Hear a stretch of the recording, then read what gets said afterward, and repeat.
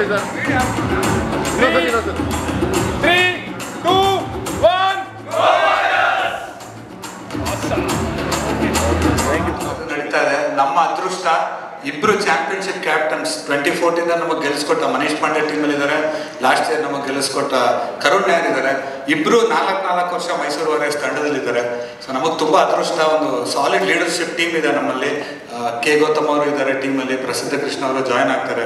ತುಂಬ ಒಳ್ಳೆ seniors cricketers ಇದ್ದಾರೆ ಟೀಮಲ್ಲಿ. ಸೊ ನಮ್ಮ ಅದೃಷ್ಟ ಒಂದು ಸಾಲಿಡ್ ಕೋರ್ ಇದೆ, ಸಾಲಿಡ್ ಲೀಡರ್ಶಿಪ್ ಟೀಮ್ ಇದೆ. ಕರುಣ್ ನಾಯರ್ ಅವ್ರಿಗೆ ನಿಮಗೆ ತಿಳಿದಾಗೆ 5th ಟೆಸ್ಟಲ್ಲಿ ಫಿಂಗರ್ ಇಂಜುರಿ ಆಯಿತು, ಮೈನರ್ ನಿಗಲ್ ಅವ್ರಿಗಿದೆ. ಸೊ ಅವ್ರ ಆ್ಯಬ್ಸೆನ್ಸಲ್ಲಿ ನಾವು ನಮ್ಮ ಮನೀಶ್ ಪಾಂಡೆ ಅವ್ರನ್ನ ಕ್ಯಾಪ್ಟನ್ ಆಗಿ ನೇಮಿಸ್ತಾ ಇದ್ವಿ.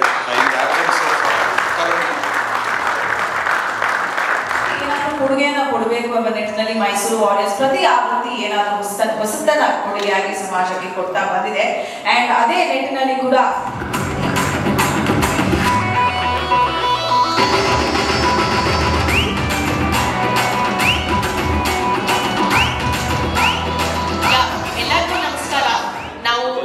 ಮಾಧ್ಯಮದವರಿಗೂ big thank you, not only for covering this sport so well, at the same time you are supporting Mysore Warriors a lot. Very kind words for Mysore Warriors, so continue doing that.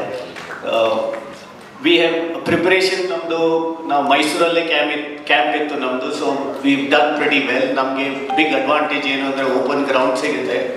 So open ground alli we did lot of match simulations, so hangagi we've done pretty well as far as preparations are concerned. We're eagerly waiting for the tournament to start and looking forward to a great tournament for us.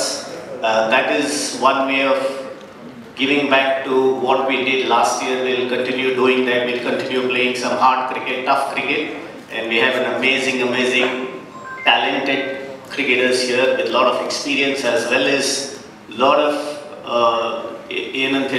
young guys who have great ability and who are looking forward to having a great time.